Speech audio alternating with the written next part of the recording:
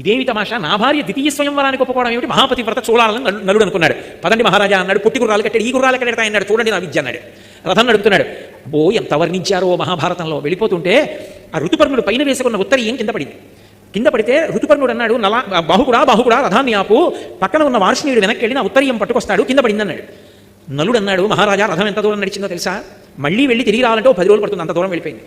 నడిచి వెళ్ళొస్తే అంత వేగంగా నడుపుతాడు నలుడు రథాన్ని, అలా నడుపుతాడు గుర్రాలని. అవుకుడిదని బాహుకా నువ్వు గొప్పవాడు అనుకుంటున్నావు కదా, నాకు ఒక విద్యొచ్చు, ఏమిటో తెలుసా అన్నాడు. ఏమిటి మహారాజా, అక్షహృదయం తెలుసు నాకు. ఇదిగో పెద్ద రావి చెట్టు, ఇక్కడ ఒక చెట్టు కనపడుతుంది కదా, ఈ చెట్టుకి ఎన్ని కొమ్మలు ఉన్నాయో, ఎన్ని రెమ్మలు ఉన్నాయో, ఎన్ని ఆకులు ఉన్నాయో చెప్పనా అన్నాడు. చెప్పండి అన్నాడు. ఖచ్చితంగా ఇన్ని ఆకులు ఉన్నాయి, ఇన్ని కొమ్మలు ఉన్నాయి, ఇన్ని రెమ్మలు ఉన్నాయి. నలుడికి అనుమానం వచ్చింది. రథం దిగి మహారాజా అలాగే కూర్చోండి, చెట్టు పడగొట్టి కొమ్మలు రెమ్మలు ఆకులు అన్నీ కోసి దంతాలు పెట్టి లెక్కెట్టారు. ఈలోగా స్వయంవరం ఇక్కడ ఆలస్యం అయిపోతుంది, నడపగలడు నలుడు, అది ఆయన శక్తి. అన్నీ లెక్క పెట్టాడు. లెక్క పెడితే ఖచ్చితంగా రాజు చెప్పినన్నీ ఉన్నాయి.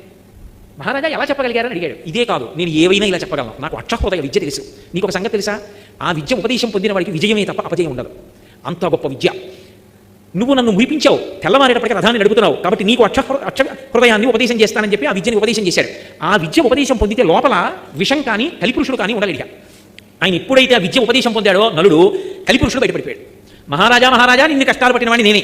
ఒకప్పుడు స్వయంవరానికి వస్తుంటే దమయంతీశ్వరం స్వయంవరం అయిపోయిందని నీలో ప్రవేశించి పాచికలు ఆడించి బాధపెట్టాను, నన్ను మన్నించన్నాడు.